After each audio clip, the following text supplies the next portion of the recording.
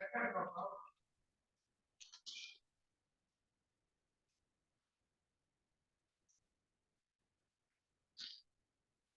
जी, नमस्कार। वैदिक साहित्य की ये कक्षा कक्षा हम के अंतर्गत हमें वेदों की संहिताओं का विषय चल रहा था। और इस विषय के अंतर्गत हमने अभी तक जिन्हें जाना वो थे ऋग्वेद, यजुर्वेद, सामवेद आदि को हम जान चुके हैं, समझ चुके हैं। उनकी अ, प्रक्रियाओं से हम विज्ञ हो चुके हैं। अब हमें करना है ऋग्वेद।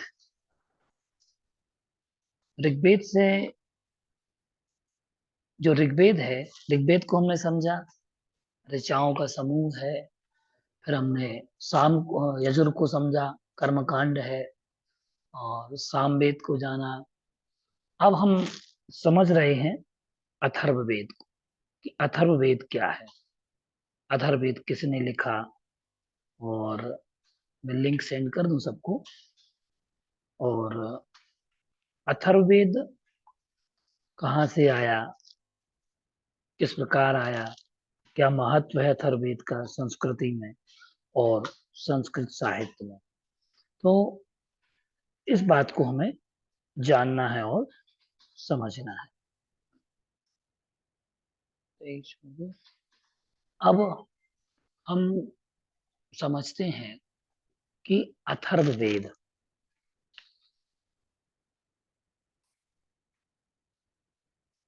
तो अथर्ववेद में जो अर्थ अथर्व शब्द जुड़ा हुआ है वह एक अथर्वण नाम के ऋषि हैं। और उन्होंने अथर्ववेद के मंत्रों को देखा। उसके मंत्र दृष्टा ऋषि अथर्वण है। अथर्वों का जो वेद है वह अथर्ववेद है। और इसके अतिरिक्त अथर्ववेद को अथर्वांगिरस वेद, अंगिरस वेद, भृगवंगिरस भृग भृगवंगिरो वेद, ब्रह्म वेद और छत्र वेद, भैषज्य वेद, छंदो वेद और मही वेद के नाम से भी जाना जाता है। अथर्ववेद का जो ऋत्विक है वो ब्रह्मा है, देवता सोम, आचार्य सुमंतो। और सोनक शाखा में 20 कांड है, 730 सूक्त हैं, 5987 मंत्र हैं।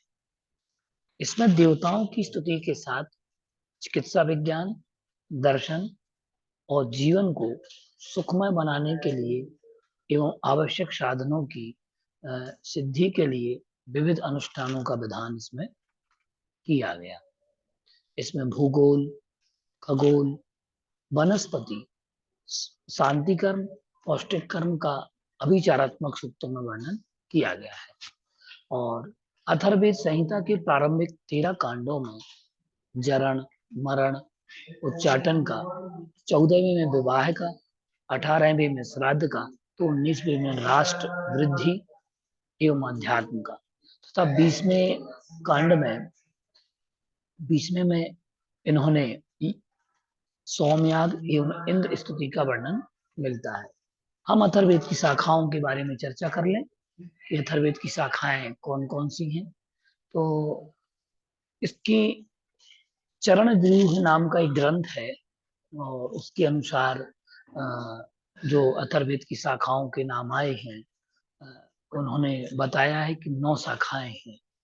9 शाखाओं में देखें, एक पिपलाद शाखा है। पिपलाद शाखा के साथ साथ मोद, स्तोद, शौनकीय, जलद, जाजल, ब्रह्मवेद, देवदर्श तथा चारण वैद्य, ये शाखाएं उसमें उल्लेखित है चरण व्यूह में। तो अब वर्तमान काल में क्या प्राप्त होता है, मात्र इनमें से 2 शाखाएं ही प्राप्त होती हैं। एक सौनक शाखा और पिपलाद शाखा, ये 2 शाखाएं ही वर्तमान में उपलब्ध हैं। और सौनक शाखा में 20 कांड है, 730 सूक्त हैं और 5987 मंत्र हैं। जो 5987 मंत्र हैं, इन मंत्रों में किस चीज का वर्णन है? तो हम देखते हैं कि इसमें किन चीजों का वर्णन किया गया है। तो पृथ्वी सूक्त इस वेद का अति महत्वपूर्ण सूक्त है। इस कारण इसे मही वेद भी कहा जाता है। ऊपर जो नाम आए थे, अथर्ववेद को मही वेद भी कहा जाता है। क्यों? क्योंकि इसमें पृथ्वी सूक्त का बहुत अच्छा वर्णन किया गया है। और कहना ये चाहिए कि पृथ्वी सूक्त जो है, इसमें आयुर्वेद, चिकित्सा और औषधियों का वर्णन इसमें वर्णन किया गया है। तो इसके लिए इस कारण से इसको कहना चाहिए भैषज वेद। भैषज वेद भी कहा जाता है। क्यों कहा गया भैषज वेद? क्योंकि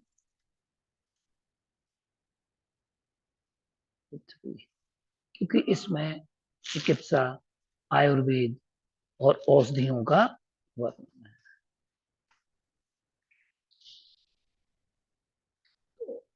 इस कारण से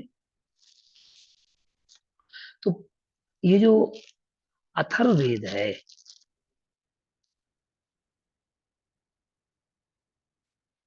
अब हम देखते हैं कि ब्रह्म का विषय होने के कारण इसे ब्रह्मवेद कहा जाता है। ब्रह्म का विषय है तो ये ब्रह्मवेद है। और इसके अतिरिक्त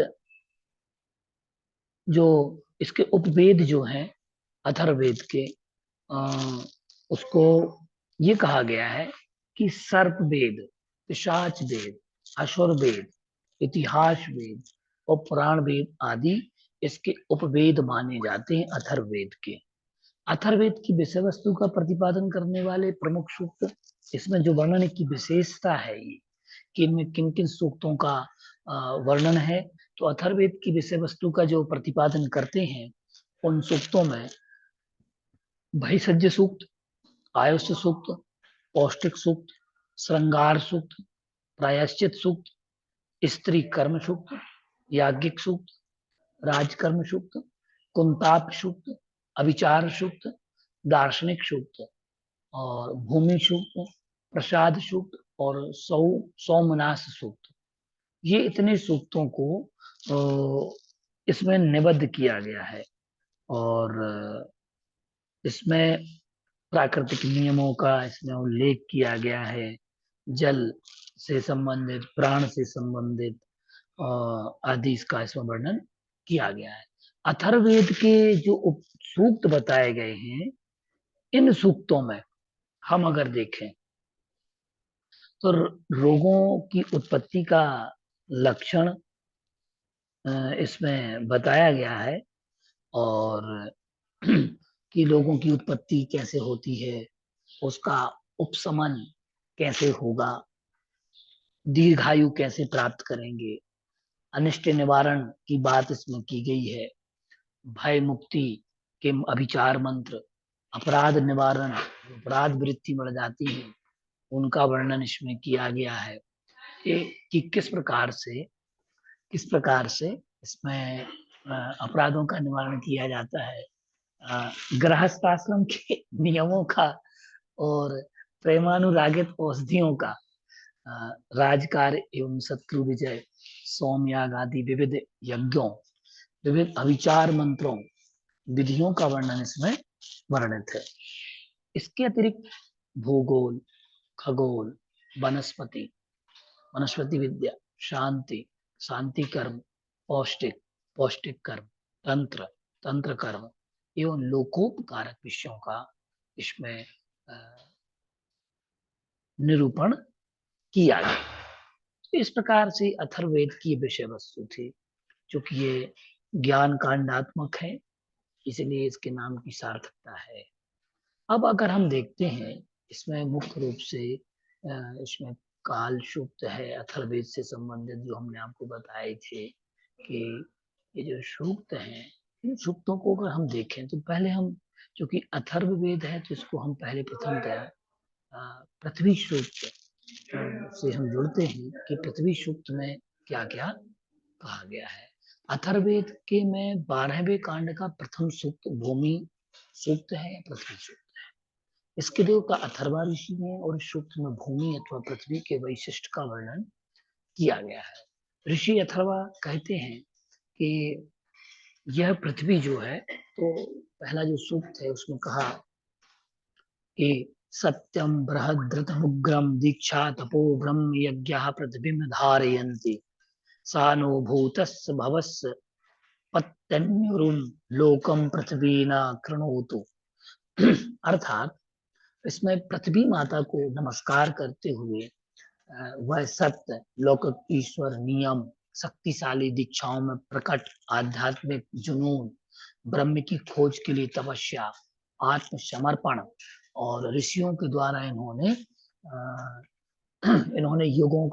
युगों तक धरती माता को बनाए रखा है, जिन्होंने बदले में इनका समर्थन किया। वह जो हमारे लिए अतीत और भविष्य की पत्नी है, इसकी साक्षी होने के नाते वह हमारे आंतरिक जीवन का विस्तार कर ब्रह्मांडीय जीवन की ओर विश्व उसकी पवित्रता और विशालता के माध्यम से हमें जोड़े। तो यहाँ ये बात की गई कि इसमें सत्य है, तप है। इसके बाद दूसरे वो ऋचा में कहते नाना वीर्या औषधीर्या विभर्ति पृथ्वी नः प्रथताम राध्यताम नः, ये बात कही गई है कि असंबाधम बाध्यते मानवाणाम यस्य उद्यतः प्रवाहता समम बहु नाना बिरिया औषधिया विभारती पृथ्वी न प्रथताम राध्यताम। अर्थात कि पृथ्वी माता को यहाँ प्रणाम करते हुए तो जो अपने पहाड़ों, ढलानों, मैदानों के माध्यम से मनुष्य को अबाधित स्वतंत्रता, बाहरी और आंतरिक दोनों प्रकार की सुरक्षा प्रदान करती है, जो कई पौधे, औषधियों, जड़ी बूटियों को धारण करती है, विभिन्न प्रकार का सामर्थ्य वह हमें प्रदान करती है और धन कमाने के लिए भी स्वस्थ बनाती है, मतलब अपने धन को हमारे लिए दे देती है। पृथ्वी गर्भ में बहुत कुछ रखती है। और यहाँ पर कहा कि यशसाम समुद्र उत सिंधुरापो यस्यामन्नम कृष्टयः सम बभूवुः यस्यामिदं जिनवती प्राण दे जत्सह नो भूमि पर्यपेयो दधातु। अर्थात जो पृथ्वी माता को पुनः प्रणाम किया उन्होंने, और उनसे समुद्र और एक साथ बुना गया और हेंदी जल बना गया, उसमें भोजन समाया हुआ है, जो जोतने जिसे वह जोतने पर प्रकट करती है, उसमें 1200 सभी जीवित हैं, वह हमें जीवन प्रदान करे। फिर कहा यस्याश्चतस्रः प्रदिशः पृथिव्या यस्यामन्नं कृष्टया संभवो वा विभारति बहुधा प्राण दे जत्सा नो भूमिर गोविश्वपन्ने दधातु। तो यहाँ ये कह दिया गया कि इसमें चारों दिशाएं जो हैं आप धारण करती हैं, निवास करती हैं, भोजन आप में निहित है, हाँ, और हल चलाने में प्रकट करती है, इसके साथ साथ में भोजन भी उसमें मौजूद है। तो इस प्रकार से इसमें बात कही और कहा कि विश्वम्भरा वसुधानी प्रतिष्ठा हिरण्यवक्षा जगतो निवेशनी वैश्वानरम बिभ्रति बिभ्रति भूमिरग्निमिंद्र ऋष्वा द्रवणे नो दधातु।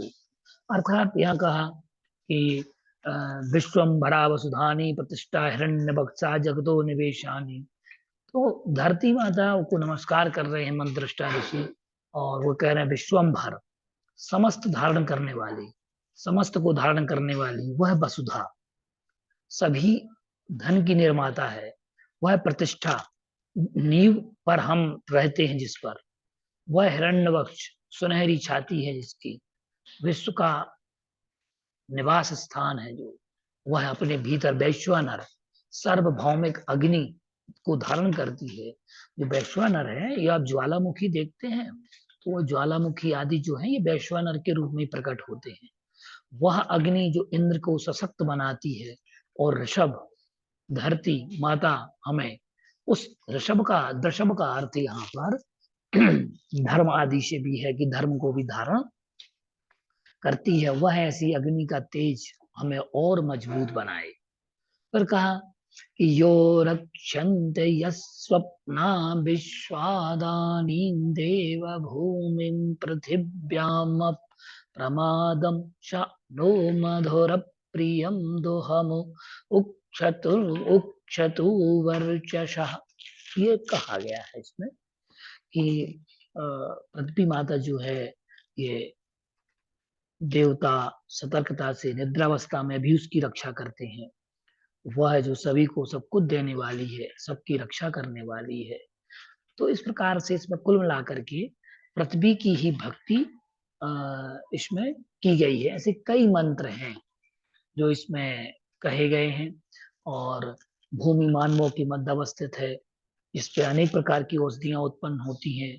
पृथ्वी पर ही समुद्र नदियां जल प्रवाहित होते हैं। पृथ्वी पर ही सभी जड़ जंगम जीव आनंदित होते हैं। ये सब बात इसमें कही गई है पृथ्वी सूक्त में। और मनुष्यों ने इस पृथ्वी से को बुद्धि से खोजा, जो पृथ्वी सत्य से आवृत है तथा अमृत हृदय के समान जिसमें आकाश प्रतिष्ठित है। यह भूमि असंख्य धाराओं से अपने पुत्रों के लिए दूध के समान पालन पोषण करती है, प्रदान करती है।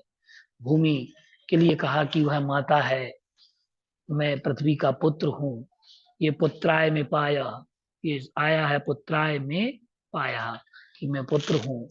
मनुष्यों ने इस अथर्वा ऋषि क्या कहते हैं, मेरी विस्तृत मातृभूमि शांति प्रदान करने वाली हो, शक्ति से संपन्न, आनंद देने वाली हो, अमृत के समान भोज पदार्थ देने वाली हो, हमें अनुग्रहित करे, दुग्ध भोजन आदि सबकी व्यवस्था ये पृथ्वी करती है। हे पृथ्वी, तुम सभी कामनाओं को पूरा करने वाली हो।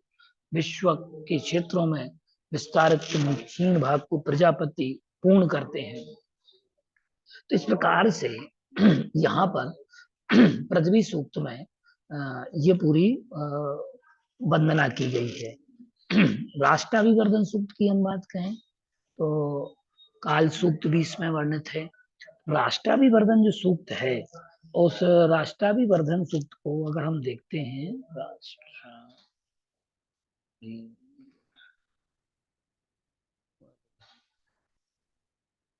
तो राष्ट्राभिवर्धन जो सूक्त है यह 1:29 है मतलब अथर्ववेद में यह प्रथम कांड है। और इसमें अथर्ववेद में हम देखें तो एक राष्ट्राभिवर्धन नाम का जो सूक्त आता है, ये भी अथर्ववेदी सूक्त है, जिसमें राष्ट्र के प्रति अच्छी भावनाएं भाई गई है। और कहा गया है कि यह अथर्ववेद संहिता है, उसको प्रथम कांड है और प्रथम कांड में ये सूक्त बताया गया है। तो इसमें कहा गया है, ये अनुष्टुप छंद में है, कहा कि हे ब्राह्मणस्पति, जिस समृद्धिदायक मणि से इंद्रियों की उन्नति हुई, उसी मणि से आप हमें राष्ट्र के लिए विकसित करें। राष्ट्राय वर्धय ये बात कही गई है इसमें राष्ट्राभिवर्धन सूक्त में। इसके अलावा कहा अभिव्रत, इसमें कहा सबसे पहला अभिवर्तेन मणिना एनेन्द्रो अभि वावृधे तेनास्मान ब्राह्मणस्पते भी राष्ट्राय वर्धय।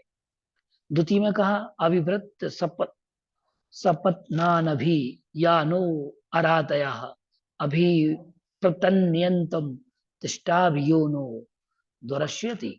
हे राजन, हमारे विरोधी हिंसक शत्रु सेनाओं को जो हमसे युद्ध करने के इच्छुक हैं, जो हमसे द्वेष करते हैं, आप उन्हें घेर करके उन्हें पराभूत करें।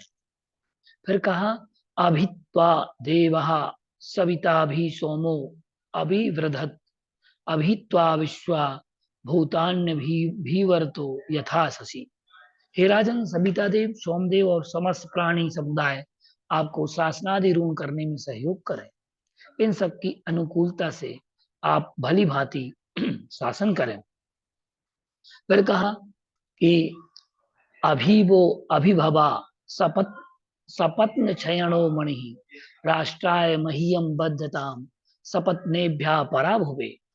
यह मणि रिपुओं को आवृत करके उनको पराजित करने वाली है तथा विरोधियों का विनाश करने वाली है। विरोधियों को पराभूत करने के लिए तथा राष्ट्र की उन्नति के लिए इस मणि को हमारे शरीर में बांध दें। ये भावना भाई गई है कि उस मणि को हमें प्रदान करें। फिर कहा उदशो उदशो सूर्यो अगादुदिदम ममाकम बचः यथा हम शत्रु सपत्नः सपत्नः। ये सूर्यदेव उदित हो गए, हमारी वाणी मंत्र शक्ति भी प्रकट हो गई। इनके प्रभाव से हम शत्रुनाशक दुष्टों पर आघात करने वाले तथा शत्रुहीन हो के प्रभाव से हम शत्रुनाशक बने और फिर दुष्टों पर आघात करने वाले बने तथा शत्रुहीन हो जाए।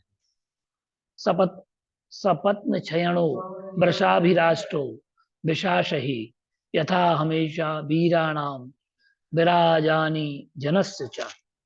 हे मणि, हम शत्रुहंता बलवान एवं विजयी होकर राष्ट्र के अनुकूल वीरों तथा प्रजाजनों के हित सिद्ध करने वाले बने। ये यहाँ पर बात कही गई है। अब इसके बाद में अगर हम देखते हैं कि इसमें अथर्ववेद के अंतर्गत काल सूक्त भी इसमें आता है कि काल सूक्त जो है, तो उस काल सूक्त को इसमें हम देखते हैं तो अथर्ववेद में जो काल सूक्त है, उस काल सूक्त को जानने के लिए हमें अथर्ववेद के जो खंड हैं उन खंडों को हमें खोलना पड़ेगा और उसमें काल सूक्त की बात की गई है। और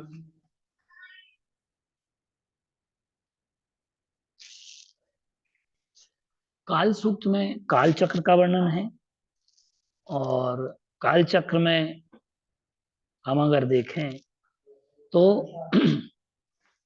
इसमें काल चक्र की रूप की व्याख्या की गई है कि काल सूक्त में किस प्रकार का काल है, किस प्रकार का काल विभाजन है, ये सब बातें उसमें की गई हैं।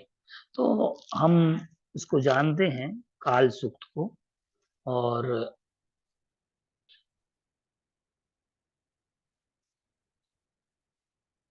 पृथ्वी सूक्त आप समझ चुके हैं, राष्ट्राभिवर्धन सूक्त आपका हो चुका है। अब काल सूक्त को हम समझते हैं कि काल सूक्त में क्या क्या वर्णन किया गया है। तो अथर्ववेदीय जो सूक्त हैं,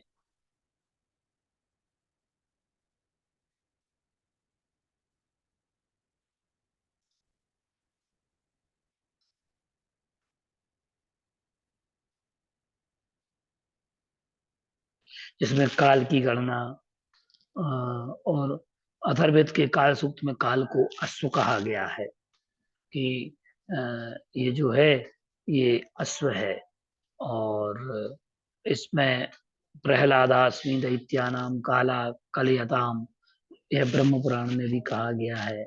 तो अथर्ववेद में ये इसको 19.53 में काल को एक अश्व का रूप दिया जो 7 चक्रों वाला रथ का रथ का वाहन करता है और ये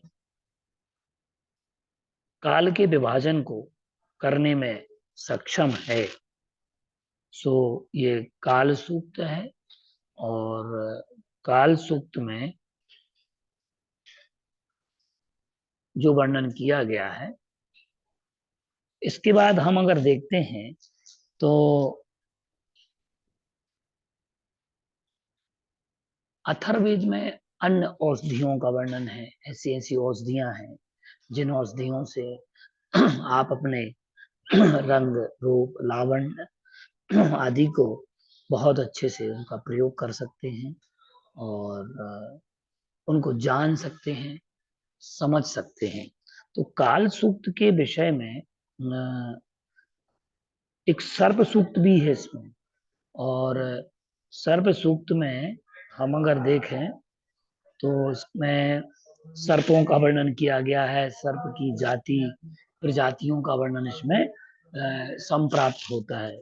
तो जो काल शब्द है, तो अथर्ववेद के अनुसार काल का रूप जो है वह अश्व है, यह सप्त रश्मियों से युक्त है, सहस्राक्ष है, अजर एवं प्रचुर रेतम वाला है, रेतस वाला है। इसी ने भुवन बनाया है, यही संपूर्ण विश्व के चारों ओर घूमता है और यही सबका पिता है, यही पुत्र बनाता है। इसी धूलोक और पृथ्वी की इससे ही उत्पत्ति हुई है। इसमें तीनों काल, भूत, वर्तमान और भविष्य सब समाहित है। काल में सूर्य तपता है, यही दृग की दृष्टि है। इसी में मन, प्राण, नाम समाहित है, यही सबका ईश्वर और प्रजापति है। और इस काल ने प्रजाओं का सृजन किया है। प्रारंभ में इसने प्रजापति को बनाया, स्वयंभू कश्यप और तपस इससे उत्पन्न हुए। इसमें आपह, तपस दिशाएं, सूर्य, वायु, पृथ्वी, ऋक, यजुष, यज्ञ, अप्सरा, गंधर्व एवं लोकादि प्रतिष्ठित हैं। काल में ही यम, अंगिरा देव एवं अथर्वण सन्निहित हैं। लोक, परलोक, पुण्यलोक सभी लोगों को जीतकर यह काल परम परम देवत्व को प्राप्त कर रहा है। वैदिक युग में काल का समय बोध के सामान्य पर्याय रूप में प्रयोग मिलता है। इसके अतिरिक्त उस युग में काल का दार्शनिक रूप अधिक व्यापक हो गया था और उपनिषद काल में इसका और अधिक विस्तार मिलता है। श्वेतरोपनिषद में काल को जगत का कारण बताया गया। मैत्रायणी उपनिषद की मान्यता है कि काल से ही भूतों का जन्म होता है और इसी वृद्धि को होती है, इसी से वृद्धि होती है एवं इसी में विलय हो जाता है। इसके अनुसार काल मूर्त एवं अमूर्त दोनों प्रकार का होता है। काल की ये बात की गई, वहीं हम अगर देखें तो जैन दर्शन में जैन ग्रंथ जम्बूदीप परिणति में व्यवहार काल और निश्चय काल की बात की गई। परमार्थ के रूप में काल के दो भेद बताए, व्यवहार काल मनुष्य लोक में और परमार्थ काल सर्वलोक में प्रचलित है। दूसरा भेद देखें, संख्येय एवं असंख्येय है। काल गणना के योग्य काल को संख्येय एवं गणना से रहित असंख्येय काल होता है, जिसमें जिसकी संख्या की काउंटिंग की जा सकती है वह संख्या है, और जो जिसकी काल की संख्या की गणना नहीं की है वो असंख्येय कालातीत है, ठीक, संख्यातीत है। ये दोनों मूर्त एवं अमूर्त के समान है। इनकी उत्पत्ति सूर्य से हुई है। संख्येय और असंख्येय काल, संख्येय और असंख्येय काल जो होता है वह कर्म भूमि में सूर्य की गति को गति से देखा जाता है, और सूर्य की गति विशेष से ही निमेष, काष्ठा, कला और युग आदि की जानकारी मिलती है। काल के विषय में बता रहा हूं मैं आपको। तो वैदिक काल में के विभिन्न सूक्ष्म अवयवों का प्रचलन प्रारंभ हो चुका था। उन दिनों मुहूर्तों से लेकर युगों तक के काल मान प्रचलित थे। व्यवहारिक काल की सूक्ष्मतम और बृहत्तम सीमाएं अणु, परमाणु, निमेष से लेकर द्विपरार्ध तक पहुंच गई थी। इसे परम और महान काल भी कहा गया है। निमेष में वत्सर पर्यंत यह काल की एक इकाई थी। इसका वर्णन वैदिक काल से लेकर कौटिल्य काल तक मिलता है। युगों की इकाई भी इस काल तक विकसित हो चुकी थी, परंतु इसका सुनिश्चित मान तय नहीं हुआ था।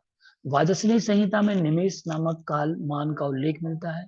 सतपथ ब्राह्मण में मुहूर्त, क्षिप्त, एतर ही, इदानीम, नदानीम, उच्छ्वास, प्रश्वास, निमेष आदि का संकेत है। बृहदारण्यक में हम देखते हैं वहीं, तो वहां भी निमेष, अहोरात्र, अर्धमास, मास, ऋतु, संवत्सर नामक कालमान उल्लिखित है। महाभारत में क्षण, लव, मुहूर्त, दिवस, रात्रि, अर्धमास, मास, ऋतु, संवत्सर, युग का जिक्र मिलता है। कौटिल्य ने कालखंडों को त्रुट, लव, निमेष, काष्ठा, कला, नाडिका, मुहूर्त, दिवस, रात्रि, पक्ष, मास, ऋतु, अयन, संवत्सर एवं युग में विभाजित किया। मैं काल के विषय में चर्चा कर रहा हूं। यहाँ पर काल सूक्त से भिन्न है चर्चा, लेकिन उससे जुड़ी हुई चर्चा है ये। पुराणों में ब्रह्म द्वारा लव, काष्ठा, कला, मुहूर्त, रात दिन और इन्हीं वाली चीजें इसमें देखो, जो लिखा है ना उसमें से देखो, ये वाले उसमें देखो क्या लिखा है। तो यहाँ पर मुख्य देखे हम तो पुराणों में ब्रह्मा के द्वारा लव, काष्ठा, कला, मुहूर्त आदि का इसमें उल्लेख किया गया है।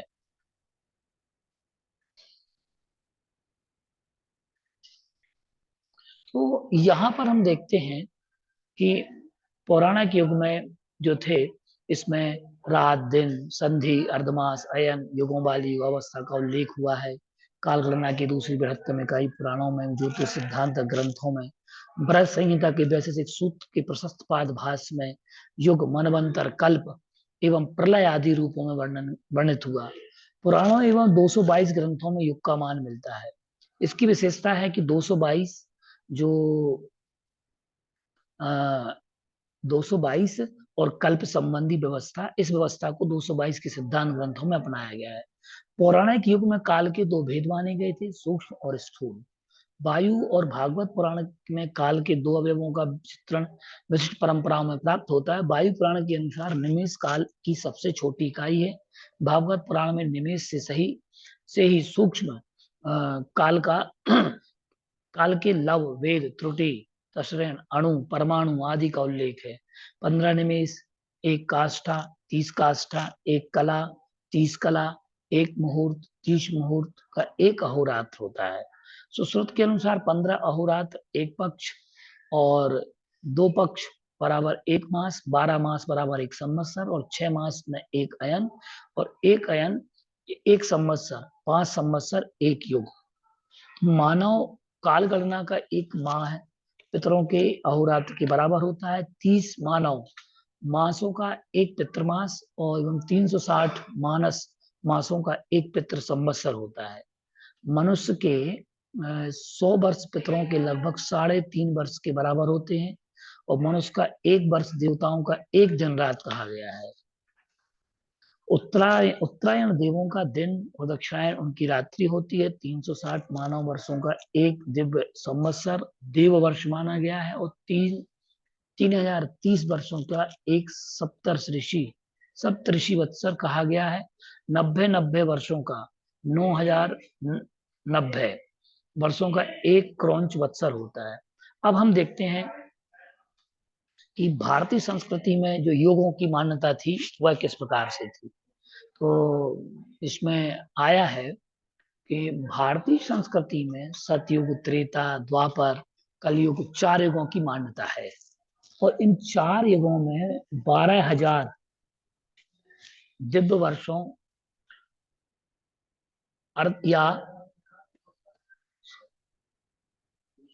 43,20,000 का एक चतुर्युग बताया गया है। मार्कंडे एवं विष्णु पुराण के अनुसार काल की एक इकाई होती है जिसका मान 71 चतुर्युग के बराबर होता है। मत्स्य पुराण में 14 मनवंतरों कल्पों का उल्लेख है। विष्णु पुराण में 14 मनुओं की विवेचना है। स्वयंभू, सरोचिस, उत्तम, तामस, रैवत, चाक्षुष, वैवस्वत, सावर्णिक, दक्ष सावर्णिक, ब्रह्म सावर्णिक, रुचि और एवं भौम। प्रथम 6 मनु व्यतीत हो चुके हैं और वर्तमान में वैवस्वत मनु चल रहा है। 8वें से 14वें तक के भविष्य के मनु हैं और ये जो मनु है, जैन दर्शन में कुलकर शब्द का प्रयोग किया जाता है। वो अवसर्पणी काल और उत्सर्पणी काल को 6 कालखंडों में विभाजित किया गया है, जिसमें अवसर्पणी काल और उत्सर्पणी काल में प्रथम काल, द्वितीय काल, तृतीय काल, चतुर्थ काल, पंचम काल ये भेद किए गए। छठम काल, फिर छठम काल आदि ये भेद किए गए हैं जैन दर्शन में। तो उनकी काल गणना को भी हमें जानना चाहिए। ऋग्वेद में कल्प शब्द का उल्लेख मिलता है, अभिलेखों में इसका जिक्र हुआ है। अशोक के चतुर्थ गिरनार एवं कालसी एवं पंचम सहबाज गढ़ी एवं मनसेरा शिलालेखों में कल्प प्रतिसर्ग के अर्थ में प्रयुक्त हुआ है। ईस्वी पूर्व तीसरी शताब्दी में कल्प का प्रचलन हो चुका था। बौद्धों में भी इसका संकेत मिलता है।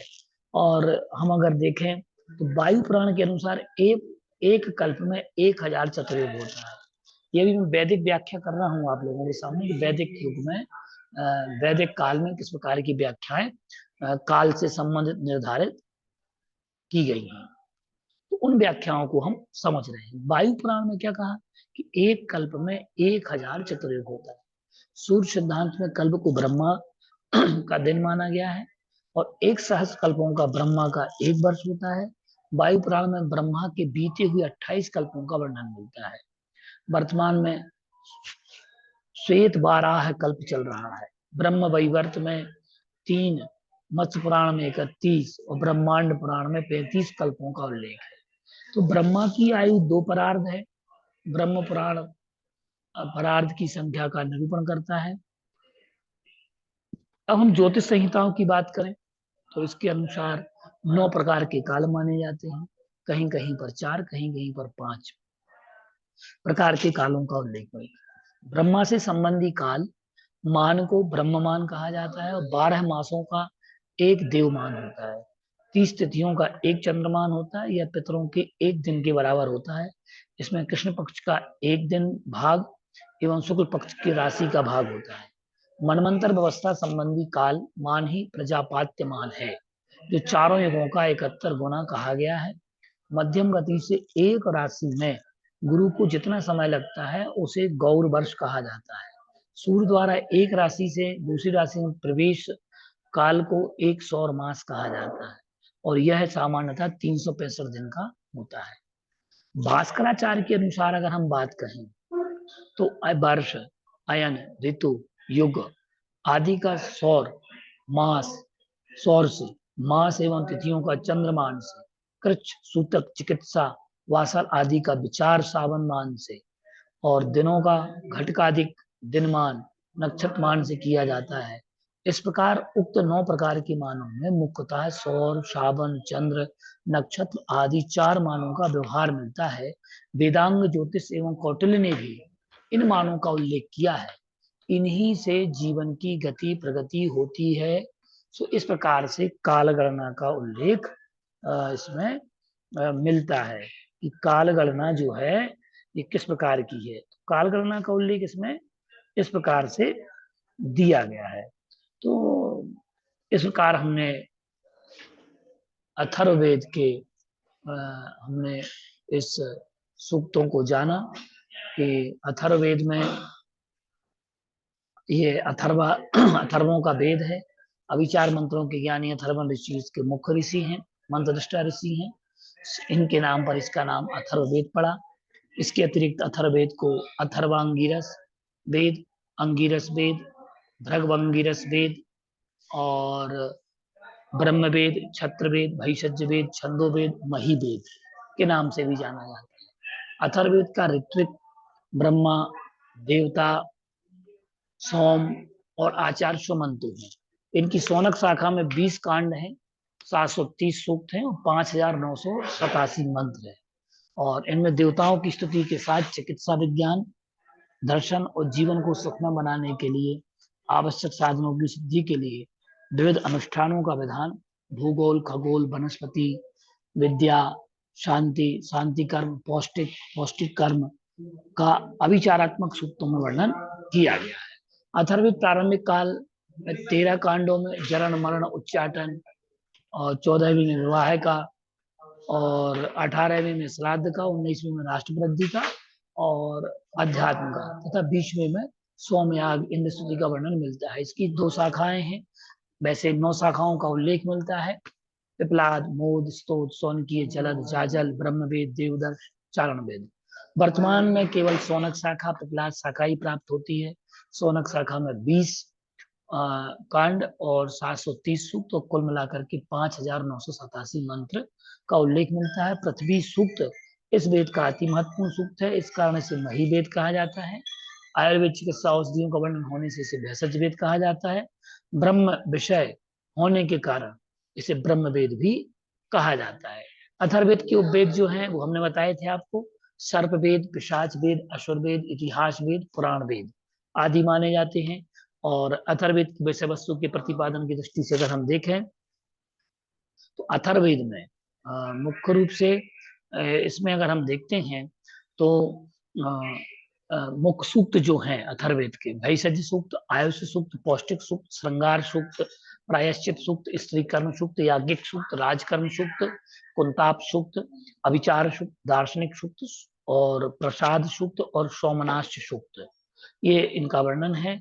इसके अलावा हम देखते हैं अथर्ववेद के जो सूक्त हैं इनमें रोगों की उत्पत्ति के लक्षण, उनके उपाय, उपशमन, दीर्घायु के लिए उपाय, अनिष्ट का निवारण, भय मुक्ति, अपराध निवारण, गृहस्थाश्रम के नियम, प्रेमानुरागित औषधियां और राजकार्य एवं शत्रु विजय, सोमयाग आदि विविध यज्ञों, विविध प्रकार के विचार मंत्रों, विधियों का वर्णन है। इसके अतिरिक्त भूगोल, खगोल, वनस्पति विद्या, कर्म विद्या, शांति कर्म, पौष्टिक कर्म, तंत्र कर्म, लोकोपकारक विषयों का वर्णन है। तो इस प्रकार से आज हमने अथर्ववेद के बारे में जाना। अगली कक्षा में हम ब्राह्मण और उपनिषद आदि को जानेंगे, समझेंगे। नमस्कार।